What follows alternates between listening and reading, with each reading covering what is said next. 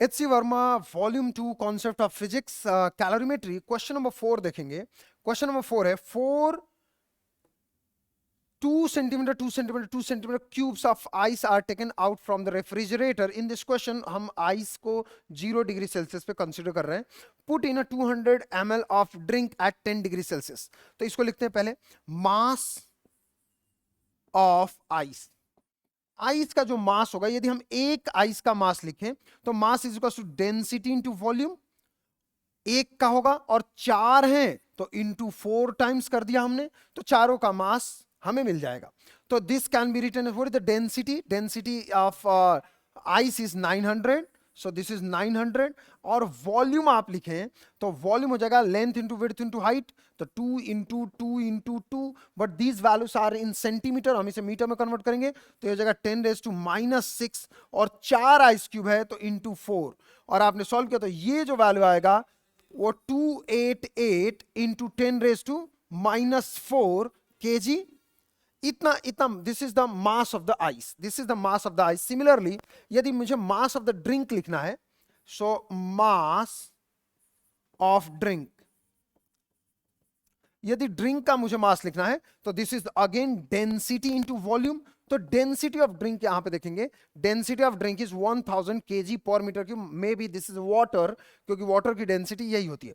तो density of drink is 1000 density of the drink is 1000, and volume यहां पर देखेंगे वॉल्यूम इज 200 ml मिलीलीटर, इसको हमें मीटर क्यूब में बदलना होगा, तो ये हो जाएगा 200 इंटू 10⁻⁻⁶, ये हो गया मीटर क्यूब में, 10⁻⁻⁶ ml को, and this value will become, ये हो जाएगा 0.2 kg, 0.2 kg।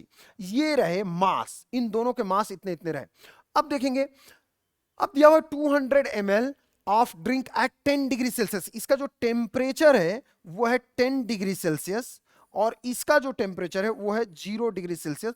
देखो ये दिया नहीं है, but we are going to be considered this as a 0 degree Celsius, mention करना चाहिए था actually, but it's okay, 0 degree Celsius. अब देखेंगे, find the temperature of the drink when the thermal equilibrium attained in it. तो देखो, सबसे पहले ice को पूरी तरीके से मेल्ट होने में, आइस से हम वाटर चले गए, वाटर, और आइस को पूरी तरीके से मेल्ट हो गया, तो 0 डिग्री सेल्सियस से कितना हुआ, 0 डिग्री सेल्सियस ही रहा, because during the melting of ice there is no change in temperature, there is a state change in state.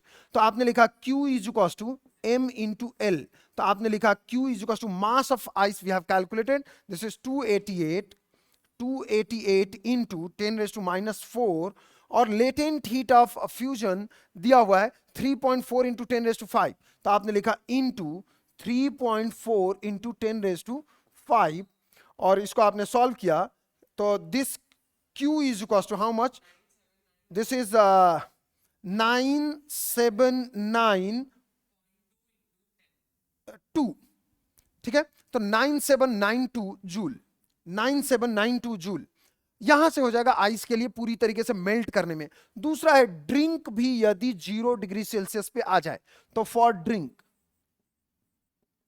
Drink जो है, ड्रिंक तो ड्रिंक ही रहने वाला है, ड्रिंक, और ये ड्रिंक 10 डिग्री सेल्सियस से 0 डिग्री सेल्सियस पे आ गया, तो कितनी एनर्जी इसने दिया, how much energy drink has given, कितना दिया, तो आपने कैलकुलेट किया Q is equal to MS delta T for drink, we are calculating for drink, so this is MS delta T। तो Q is equal to आपने लिखा mass is, mass of the drink is we have calculated 0.2 kg, 0.2। specific heat capacity of drink यहां पे देखेंगे, specific heat capacity of drink is 4200, this is 4200, and the change in temperature देखेंगे तो ये 10 degree Celsius से 0 degree Celsius हुआ है, तो change in temperature is basically 10 degree Celsius, 10, तो हमने चेंज इन टेम्परेचर 10 रखा।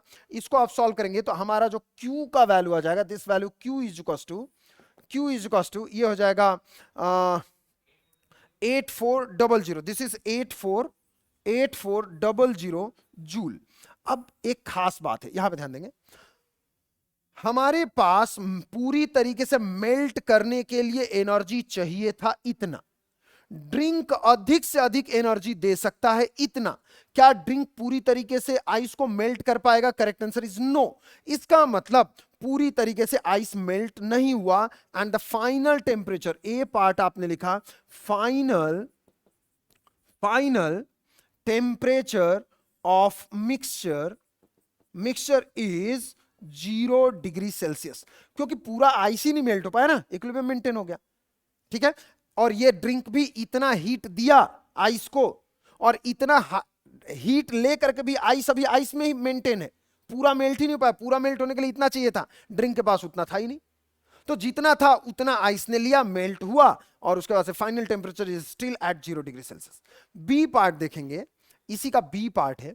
तो यदि हम बी पार्ट कैलकुलेट करना चाहें तो इसमें जो बी पार्ट हो जाएगा बच्चों, ये कुछ ऐसा होगा। बी पार्ट देखेंगे, if ice cube do not melt completely, yes बिल्कुल सही बात है, melt, find the amount melted. तो देखो इतना हीट ड्रिंक ने दिया, तो इतना हीट जो ड्रिंक ने दिया, इतने ही हीट का आइस मेल्ट हुआ होगा। तो आपने कैलकुलेट किया Q is equal to M into L for ice. तो आइस ने कितना हीट लिया है ड्रिंक से? इतना। तो ये हो गया 8400 is equal to mass, we are interested to calculate the mass, M into L. Latent heat of fusion is 3.4. This value is 3.4 into 10 raised to 5. और यहां से आपने मास कैलकुलेट किया तो ये हो जाएगा 0.025 kg। इसको आप ग्राम में लिखना चाहें तो दिस मास इज अप्रोक्सीमेटली 25 ग्राम। तो टोटल मास का 25 ग्राम आइस मेल्ट हो चुका है। Thank you so much.